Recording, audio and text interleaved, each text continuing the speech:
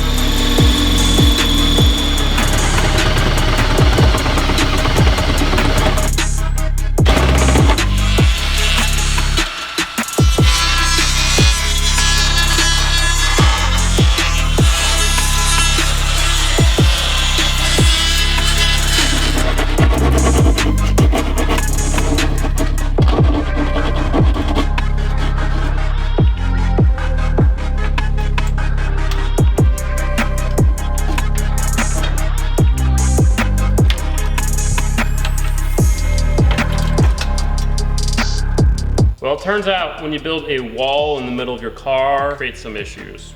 None of the wiring for the back here is long enough to go through the wall and then also reach its proper place, so we're gonna have to extend all those wires too.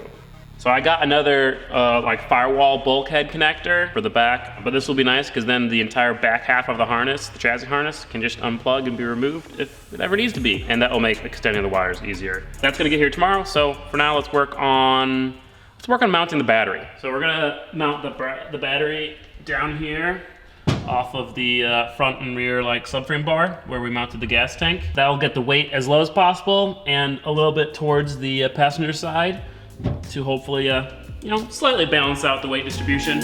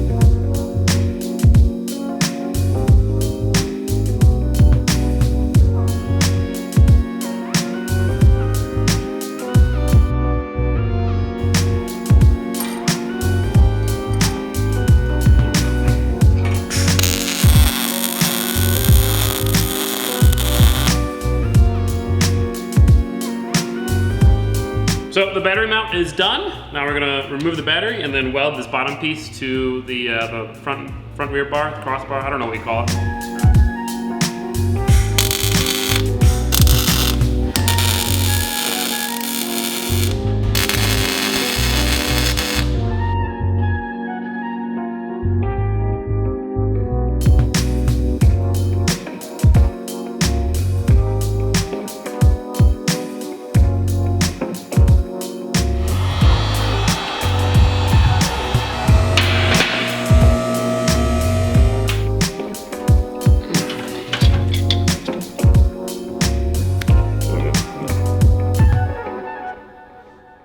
But I left my crimpers at home.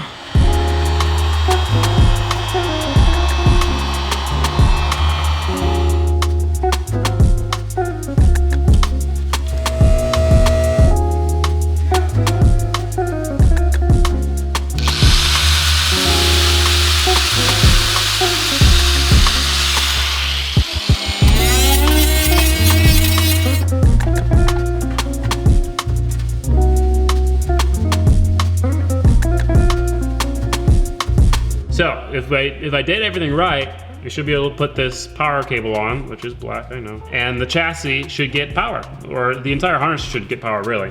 Ooh. Sparked, but nothing else blew up, so that's a good sign. So yeah, that's working. That's step one of the process. I'm gonna go ahead and take that off now, so it doesn't have power while we're working with it. We're waiting on some stuff to obviously do this back part. We're waiting on some stuff to do the main engine harness, but I can extend the transmission harness and the alternator harness.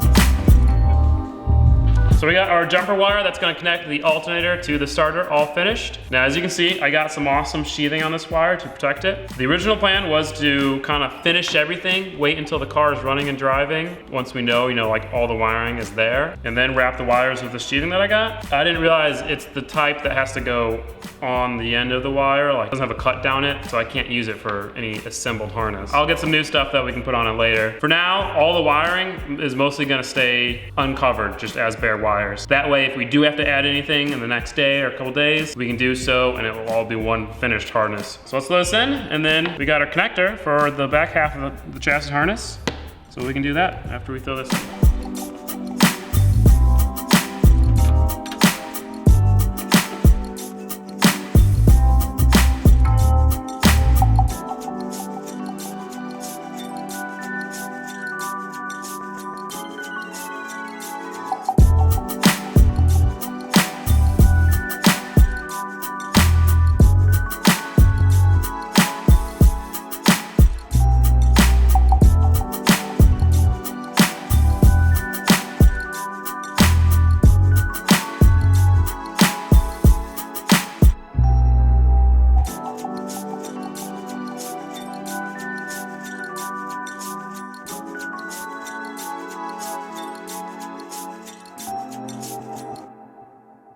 So unfortunately, this $15 connector I bought off Amazon, it's not gonna work. It's like meant for like a 100 gauge wire. Like they're so tiny. I'm gonna have to buy another like nice connector for the back half of the harness, chassis harness, but we don't have to worry about that for now. You don't need the chassis harness to get the car running. What you saw me doing in that time lapse was extending all of these automotive like harness wires that we have here. We got 47 different colored labeled wires here. We're gonna use these to extend the main engine harness. You know, we already extended the alternator harness, we already extended all the battery cables, so it's just this left. So we're gonna have to do this very carefully. We're gonna have to label everything, cut it one by one, pin it out one by one, just so we don't mix anything up. Because if we mix something up now, it's gonna be a headache to figure it out when we go to actually try to start the thing.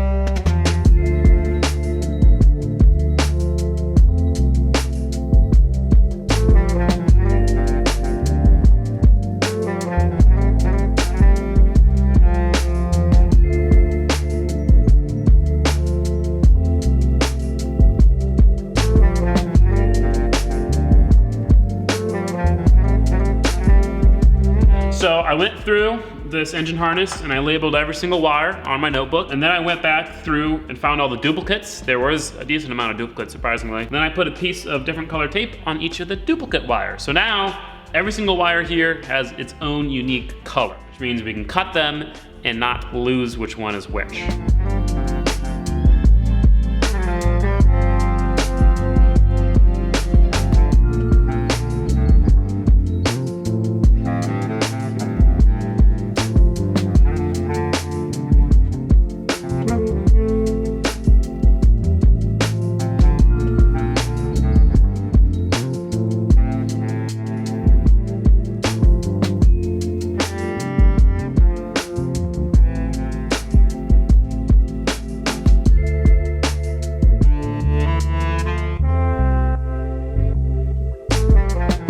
So we got all of the pins on the factory side of the harness right here. We have our Deutsch, or I think that's how you pronounce it, our Deutsch connector, and you can see in the back here, if you wanna, it's got the numbers for each of the pin. 5 of these are for a bigger gauge wire, which is perfect, because that's something we have. So I'm gonna go ahead and put the bigger gauge wires in first. The red with the yellow stripe in connector number 1, and it's as simple as it just pushing in there and then clipping in. Isn't that sick? So the red wire with the yellow tape on it is pin number 1. And then I've got 46 other pins to go.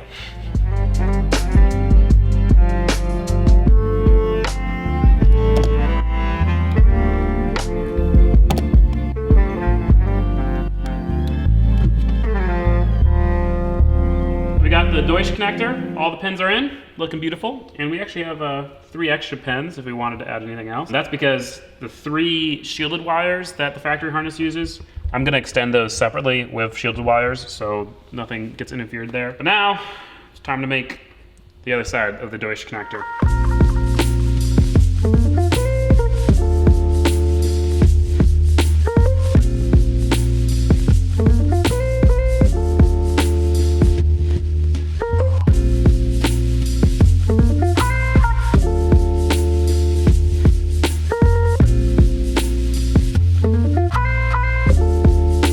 Unfortunately, a couple things happened. For one, I screwed up one of the pins. They don't give you extras, so now we have to order pins so I can finish this side of the harness. Of course, not Amazon Prime, so that's gonna take like a week to get here. And then the second thing is, these wires, you know, they're 20 gauge wires. So the wire itself doesn't have enough strength to kind of push the pin into the clip. So I was using the tool that they give you to push into the clip, and it just snapped. I mean, you have to push on it hard to get it to click in, and it just... So 2 days of we're not gonna be able to do anything. So that really sucks. This is just the thing that frustrates me most, is when, for whatever reason, we can't get more progress done. Tomorrow, we'll at least be able to put the ECU in until we get this harness finished. So let's do that.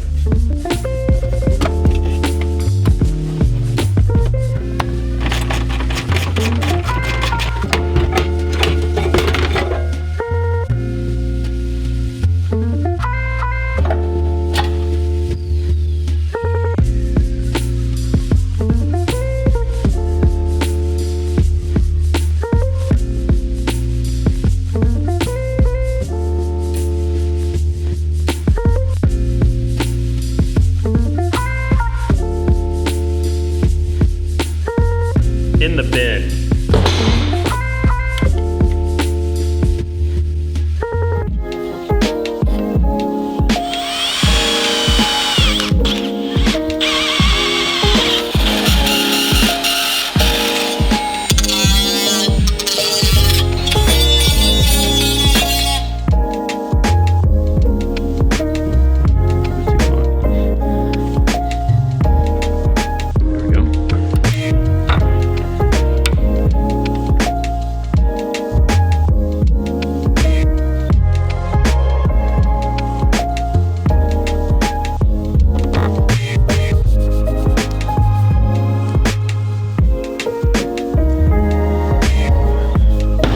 We got our link board in the stock ECU housing. It turned out really, really clean. Got the vacuum line, ran through a grommet. Got the PC cable, ran through a grommet. PC plug actually is like a firewall plug.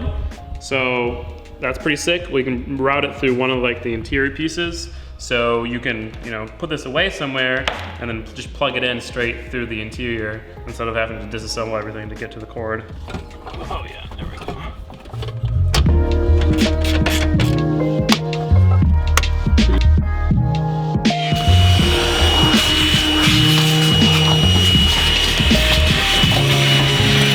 I guess you could say this video's shop improvement is this little Milwaukee vacuum.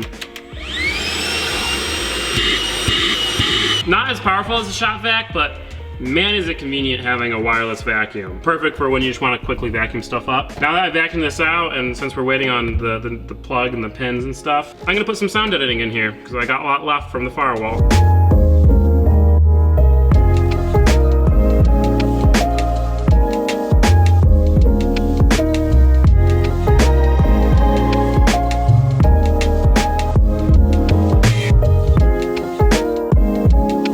Well, the sound editing looks awesome. We're gonna go ahead and get back to work on the wiring in the ECU. I'm realizing we can actually test the ECU, turn it on, get it all set up without the engine harness being completed. We can at least update the ECU, get the tune loaded and all that situated, so that when we do finish the engine harness, boom, ready to start it. Now, one of the things that we do have to add is an intake air temperature sensor. In the last video, we put the intake air temperature sensor into the intercooler piping, but we have to wire it up. The link actually comes with a really nice Deutsch connector, I think is what these are called. The sensor just needs 2 wires. Sensor ground and the intake actual like signal wire, and that gets wired into the options port in the ECU, so it should be pretty simple.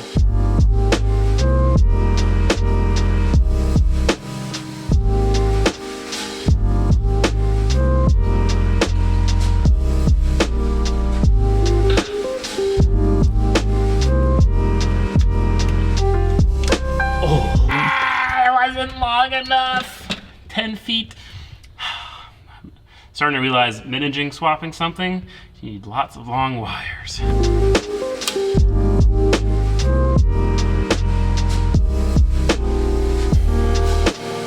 All right, we're gonna put the battery cables on and start testing things. No explosions, no fires yet.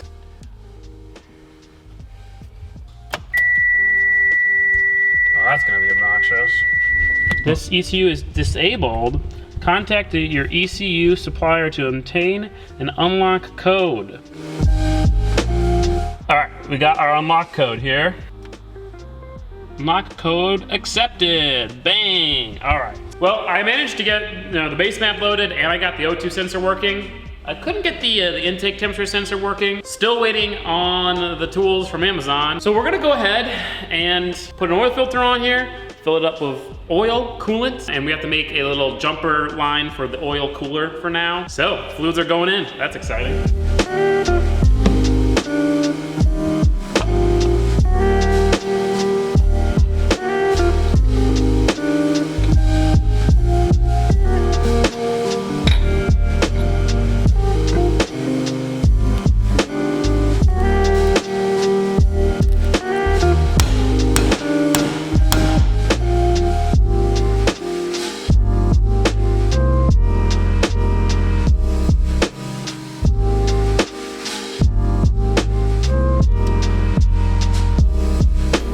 Yet again, that loop is just temporary until we can get an oil cooler. All right, first fluid going into the Eclipse, some Pennzoil. Before we actually try to start it, we are gonna crank it up and make sure it's got oil pressure and stuff. So that's why getting this stuff in here is important. Now this is Pennzoil's Platinum Full Synthetic. If you don't know, it's made entirely of natural gas. It's super high quality oil. It's gonna keep your motor safe no matter whether it's a mid-engine Eclipse that's gonna be making 400 horsepower or your daily driver. It's a Honda Fit.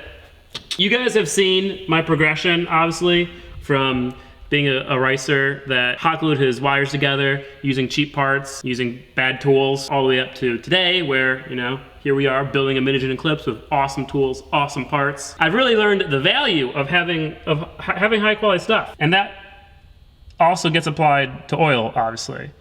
And that's why Pennzoil is awesome. I gotta give a huge thanks to Pennzoil for sponsoring this video and just for sponsoring the channel and being a part of everything we're able to do here. Pennzoil is easily the biggest and best sponsor this channel's ever had, and it's really awesome getting to work with such an awesome company and being able to use their awesome oil in all these cars. If you guys are interested, I'll have links in the description down below. And huge thank you again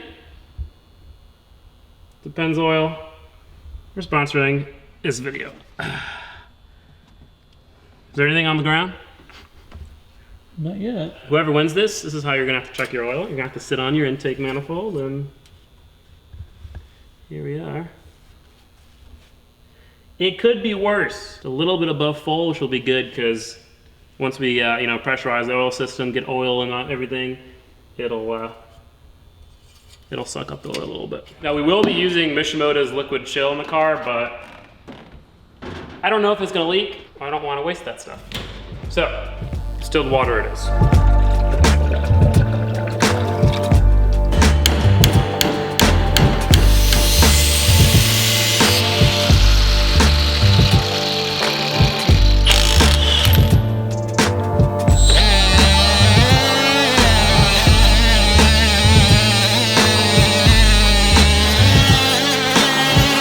So this car, we're gonna use two O2 sensors. One's gonna be sending info to the ECU, and then the other will be just going to the gauge.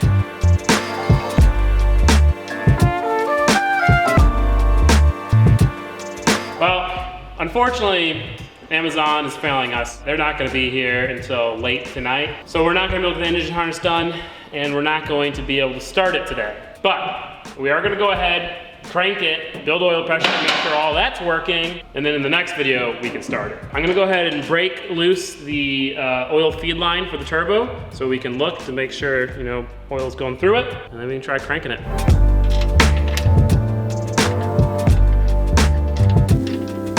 Let's hear some 4G63 power, eh?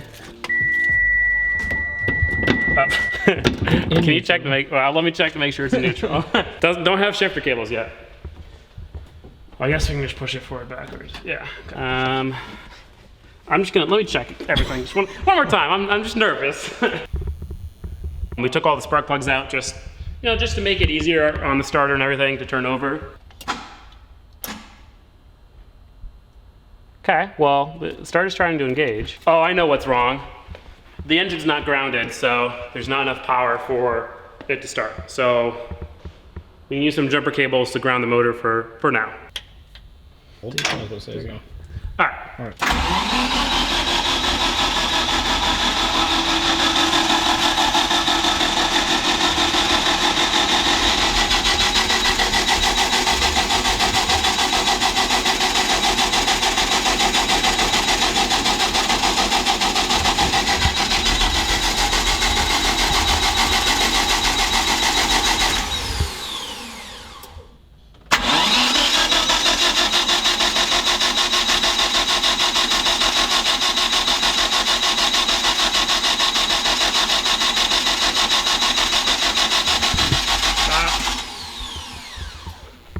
So you guys saw us try to crank it up, build oil pressure last night. Unfortunately, it wasn't making any oil pressure. We took like the port off for the oil feed, turbo oil feed, and we even took like the oil filter off. No oil was coming out, like nothing. So I was worried that something's wrong with this motor, like bad oil pump or something else. Don't really know what else it could be. But I did some research, and a lot of people, they have to prime their oil pump before getting it to build oil pressure on like a freshly wheel-built motor. We took off a port on the like oil cooler area and then just pumped a bunch of oil into that. So hopefully the oil pump has oil in it now, and hopefully it's gonna build oil pressure. There goes nothing.